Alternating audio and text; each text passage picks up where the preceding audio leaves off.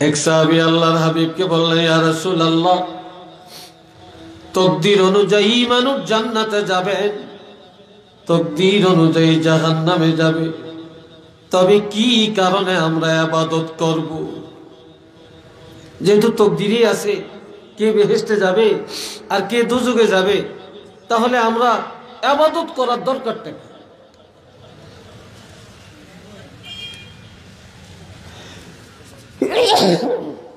তখন আমার নবী বলেছেন, না, ইবাদত ছাড়িও না, তোমরা ইবাদত করতে থাকো। যাকে আল্লাহ জান্নাতে নিবেন, জান্নাতের ইবাদত করায়া করায়া কবরে নিবেন। আজ জাহান্নামে যাবে, জাহান্নামের কাজগুলো দুনিয়াতে করেই সে কবরে যাবে। এই জন্য অদৃশ্যকে বিশ্বাস করা এটা জান্নাতি লোকের পরিচয়, এটা ইমানদারের পরিচয়। উচ্চ আওয়াজে বলেন না সুবহানাল্লাহ। ফেরেশতা দেখছেন নি? ফেরেশতা আসেনি? আরো জোরে কোন? কয়জন আছে আমাদের সাথে? কয়জন? কি এই ওয়াজ শুনেন না? চিল্লিয়ে বলেন, কয়জন আছে? 2 জন আছে। যত জায়গায় গেছেন এগো ভাড়া দিছেন নি? হজ করতে ফ্লাইটে গেছেন এগো টিকিট করছেন নি? লন্ডন গেছেন এগোর লগে নিছেন নি? না বাংলাদেশে রেখে গেছেন? কি বলেন? এরা কি লগে যায় না? গেছেনি? এরা কিভাবে আছে? إذ يتلقى المتلقيان عن اليمين وعن الشمال قعيد।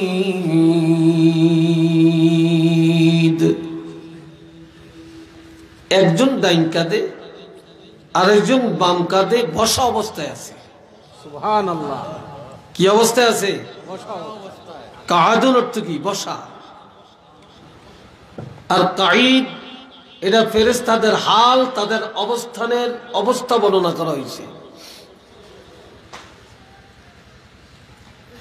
এ ভাইরা আমার, ফেরেশতা দেখি না, আমাদের সাথে 2 জন ফেরেশতা সব সময় আছে। আপনি একটা নেক আমল করছেন, সাথে সাথে রেকর্ড হয়ে গেছে, লেখা হয়ে গেছে। কিন্তু নবীর উম্মতের এত মর্যাদা গো, নবীর উম্মতেরা গুনাহ করলে সাথে সাথে লেখার অর্ডার নাই। আমার আল্লাহ বলেছেন, ফেরেশতারা রে, আমার হাবিবের উম্মতেরা যখনই কোনো নেক আমল করে ফেলবে সাথে সাথে লিখে ফেলবে, গুনাহ করলে সাথে সাথে লিখবা না। কেন না? আমার হাবিবের উম্মতেরা তওবা করা পর্যন্ত সুযোগ দিবে।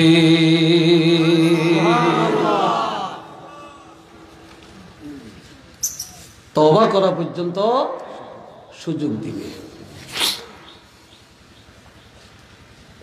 কষ্ট হচ্ছে না? হ্যাঁ, আপনার সমস্যা হয় না? আল্লাহ, এই ভাইয়া আমার, এই ফেরেশতার উপরে বিশ্বাস রাখা ঈমান। আমরা বেহেশত দেখছিনি, দোজখ দেখছিনি, বেহেশত আসেনি, দোজখ আসেনি, আরো জোরে বলেন আসেনি। এগুলা ধ্বংস হয়ে যাবে, বেহেশত ধ্বংস হবে, দোজখও ধ্বংস হয়ে যাবে। হযরত ইসরাফিল আলাইহিস সালাম যখন সিংহে ফু দিবে সব ধ্বংস হবে, বেহেশত ধ্বংস হয়ে যাবে, দোজখও ধ্বংস হয়ে যাবে। কুল্লু মান আলাইহা ফান, সব ধ্বংস হয়ে যাবে। ওয়া ইয়াবকা ওয়াজহু রাব্বিকা যুল জালালি ওয়াল ইকরাম।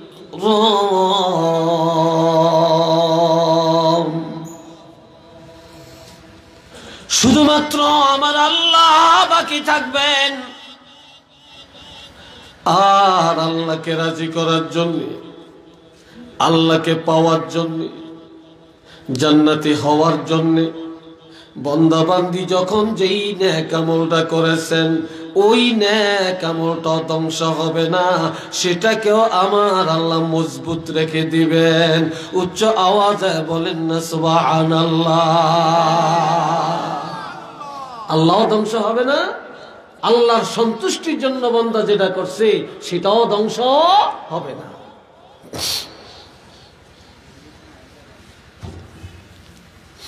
এই কথার উপরে বিশ্বাস রাখার নাম ঈমান। এখন আমরা যে ঈমানদার, পরিচয়টা কি? আমরা যেগুলা মানি এটার পরিচয়টা কি? ওয়ায়াকিমুনাস সালাহ। আল্লাহু আকবার বলেন। আরো জোরে, একটু জোরে বলতে পারবেন? আর একটু জোরে পারবেন? মাশাআল্লাহ।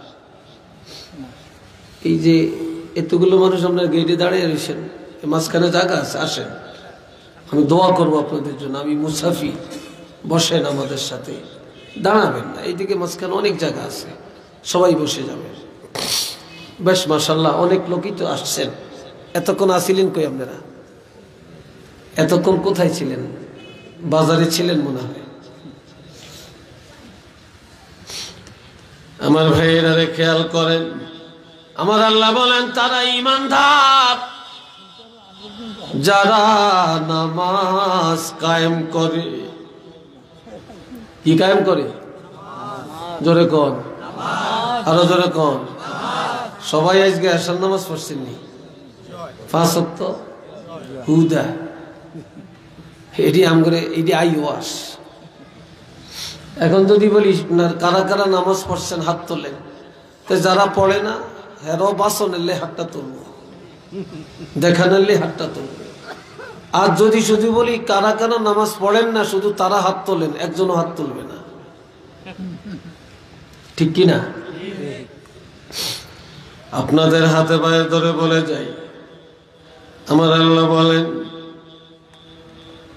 এই নামাজ হলো ঈমানদারের সবচেয়ে বড় পরিচয় হলো নামাজ।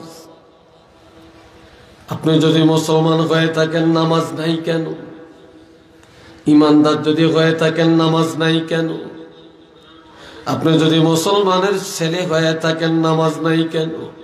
আপনি যদি মুসলমানের মেয়ে হয়ে থাকেন নামাজ নাই কেন? আপনি যদি মুসলমানের পরিবার হয়ে থাকেন নামাজ নাই কেন? এই জন্য আল্লাহ ঘোষণা দিয়া দেন ঈমানদারের পরিচয়টা হলো ওয়ায়াকিমুনাস সালাহ। যারা মুমিন, এই মুমিনের পরিচয় ঈমানদাররা নামাজ কায়েম করে।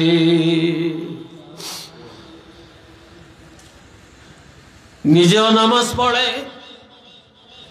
ছেলে মেয়েরা নামাজি বানায়, স্বামীকে নামাজি বানায়, বিবিকে নামাজি বানায়, বন্ধু বান্ধবের নামাজি বানায়, প্রতিবেশীকে নামাজি বানায়। আর যারা সমাজের মধ্যে, রাষ্ট্রের মধ্যে নামাজ কায়েম করেন, আমার আল্লাহ বলেন তারাই হলেন ঈমানদার। উচ্চ আওয়াজে বলেন না সুবহানাল্লাহ।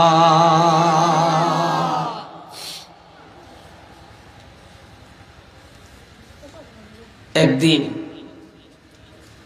অনেক যুবকেরা কয়, মনে কয় আমরা বড় হইয়াম, বুড়া হইয়াম, দাড়ি পাকবে, চুল পাকবে, বিয়া শাদী করিয়াম, ছেলে মেয়ের বাপ হইয়াম, এরপর একটা ভালা করিয়া ফরেজগার মুত্তাকিন হইয়া নামাজ ধরিয়াম, আর ছাড়তাম না। আচ্ছা বলেন তো, আপনাদের দেশে আছে কিনা সিস্টেম, মানুষ যখন মরে যায় তখন কয় ওয়াক্ত নামাজ কাজা হইছে এটার কাফারার হিসাব আপনাদের দেশে করেনি? চিল্লিয়া বলেন করে কিনা? একটা লোক মৌতের আগে 1 সপ্তাহ নামাজ পড়তে পারল না, কঠিন রোগে আক্রান্ত, 1 মাস নামাজ পড়তে পারল না। এখন ইমাম সাহেব কাফারার হিসাব করে। আর অনেকে পাশের থেকে বলে, এই হুজুর এর কাফারা কত জিজ্ঞেসিনি, কিন্তু আমার ভাইয়েরা, মৌতের আগে অসুস্থতার কারণে নামাজ পড়তে পারলো না, এটার কাফারার চিন্তা করে। কিন্তু আপনার 10 বছর বয়সে নামাজ ফরজ। কয় বছর? কথা বলেন, এটা জওয়ানেরা বলো বাবা, কয় বছর? জওয়ানেরা আরেকবার কও। 10 বছর হলে নামাজ পড়ো। এই 10 বছর থেকে 30 বছর 40 বছর বয়স পর্যন্ত নামাজের কাছেও গেল না, ঠিক নেই? তাইলে 10 থেকে 40 কত বছর হইল? 30 বছর। ভালো আছে? কত বছর হইল? এই 30 বছর সে নামাজ পড়লো না। কিন্তু এই যে জওয়ান কালে 30 বছর সে নামাজের কাছেও গেল না, এই পৃথিবীর কোন মুসলমানে জিজ্ঞাসা করে না তোমার জওয়ান কালে 30 বছরের নামাজের কাফারার উপায় কি? কেউ জিজ্ঞাসে? কেউ বলছে? কেউ বলে না। একটা যুবক ছেলে একদিন আল্লাহর হাবিবের কাছে গেলেন। এই যুগে আমরা যত অপরাধ করি স্বীকার করি না, নিজের অপরাধ আল্লাহর কাছেও স্বীকার করতে চাই না, তওবা করতে চাই না। কিন্তু নবীর জামানায় একটা যুবক একটা গুনাহ করছে। যা রাজুলুন ইলা নবী সাল্লাল্লাহু আলাইহি ওয়াসাল্লাম, যুবক ছেলেটা নবীজির খেদমতে হাজির হলেন। ইয়া রাসূলুল্লাহ, ওগো আল্লাহর রাসূল, ইন্নী আসাবতু যামবান আযীমা, আমি মারাত্মক অপরাধ করেছি। ও নবী, আমার এই গুনাহটা মাফের জন্য কোন তওবা, ফাহাল্লি মিন তাওবাতিন, আমার এই অপরাধটা ক্ষমা পাওয়ার জন্য কোন তওবা আছে কিনা? এমন সময় আজানের টাইম হয়ে গেল। মুয়াজ্জিন মসজিদের মধ্যে আজান দিলেন। আল্লাহর হাবিব ইমাম, নবীজি ইমামতিটা করলেন। যুবক ছেলেটা আমার নবীর পিছনে দাঁড়ায়া দাঁড়ায়া নামাজ আদায় করলেন। নামাজ পড়ার পরে আবারও কেঁদে কেঁদে বলে, ইয়া রাসূলুল্লাহ, কি কারণে, কিভাবে আল্লাহ পাক আমার গুনাহগুলি ক্ষমা করবেন? তো গুনাহটা যে কি গুনাহ এটাও তাফসীরে আছে, তবে আমি এই জায়গায় বলতাম না, যেহেতু এখানে ছোট বাচ্চারাও আছে, যুবকরা আছে, বলাটা ঠিক হবে না। তবে গুনাহটা মারাত্মক। এমন সময় নবী জিজ্ঞাসা করলেন যুবকরে, তুমি কি আমার পিছনে নামাজ পড়ো না? বলে, ইয়া রাসূলুল্লাহ, আমি তো আপনার পিছনে নামাজ পড়ছি। এই কথা বলার পরে আমার নবী চুপ হয়ে গেলেন, কিছু বলেন না। হযরত জিবরাইল আমিনা চলে আসছে, এসে শোনায়া দেন, আকিমিস সালাতা তারাফাইন নাহারি ওয়া যুলাফাম মিনাল লাইল। এই কথা নাই, কে বাহিরে না ভিতরে?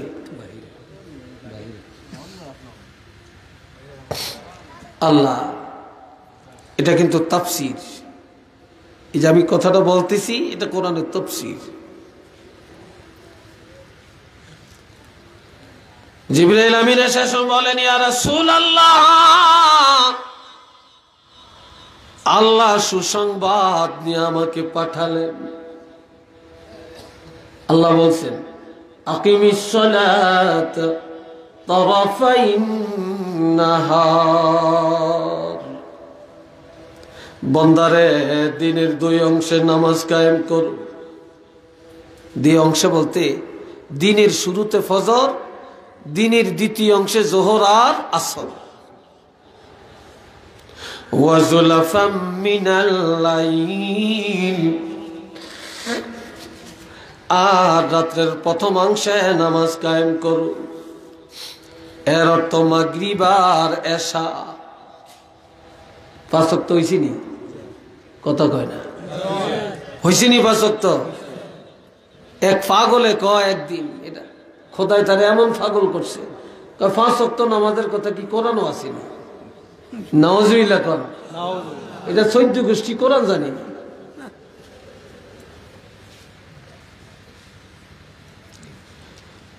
আমার আল্লাহ বলেন, বান্দারে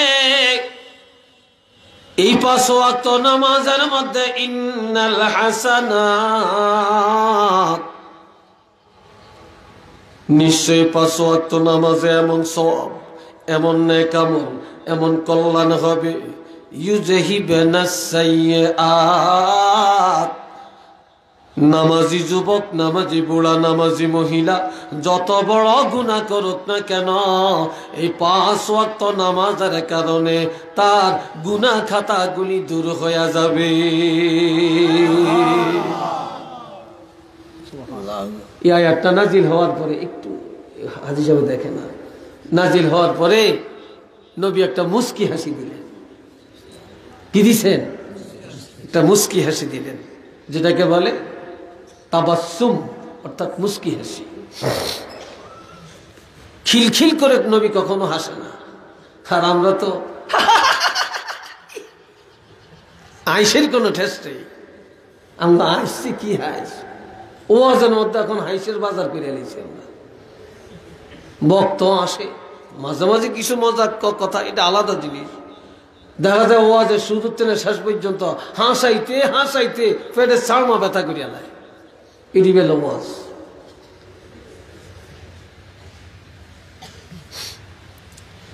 আমার বাবাজিরা রে, নবী মুস্কি হাসি দিয়া বললেন, এর যুবক, আমার পিছনে যদি নামাজ পড়ে থাকো, তাহলে এই নামাজ এমন নামাজ, এই নামাজের কারণে আল্লাহ পাক তোমার গুনাহ ক্ষমা করে দিয়েছে।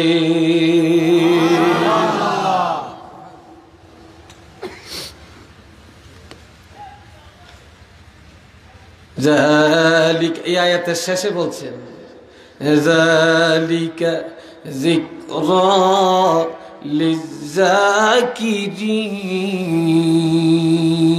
লিযাকিরিন। কোন নাফরমানের জন্য এই উপদেশ না, কোন মুনাফিকের জন্য এই উপদেশ না, কোন ইহুদির জন্য এই উপদেশ আল্লাহ করেন না, কোন বেঈমানের জন্য উপদেশ করেন না। এই কথা, এই উপদেশ তাদের জন্য যারা উপদেশ শোনার পরে এই উপদেশ কাজে লাগাবে, যারা উপদেশ মান্য করবে, ইখলাসের সাথে যারা তওবা করে সংশোধন করে যারা আমল করবে, তাদের জন্যই আল্লাহ কোরআনে উপদেশটা দিয়েছেন। একটু চিল্লে আরেকবার বলেন না সুবহানাল্লাহ।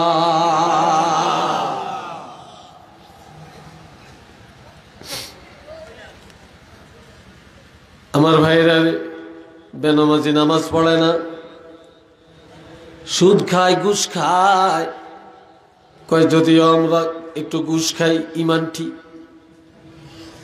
যদিও একটু হারাম খাই ঈমান ঠিক, যদিও নামাজ কম পড়ে ঈমান ঠিক। আর আমার নবী বলেন, লা সালাতা লিমান লা ঈমানা লাহু, যার নামাজ নাই তার ঈমানের গোষ্ঠী নাই। একটু নাউজুবিল্লাহ কর।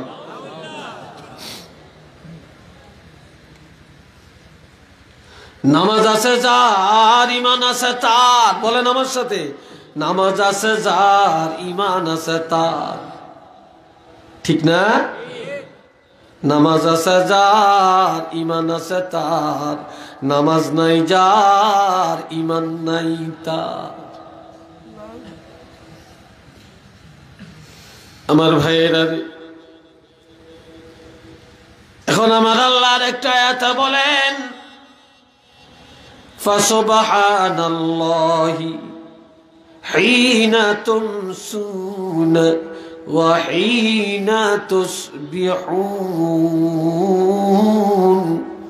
ওয়া লাহুল হামদু ফিস সামাওয়াতি ওয়াল আরদি ওয়া আশিয়্যান ওয়া হিনা তুযহিরুন।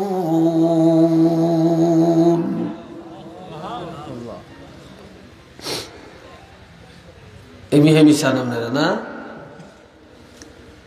আসলে স্টেজ তো নিচে, এই জন্য আপনাকে সবাই দেখি না ঠিক মতো। কি ঘুম যান না কথা শুনেন? হ্যাঁ শুনতেছেন নি?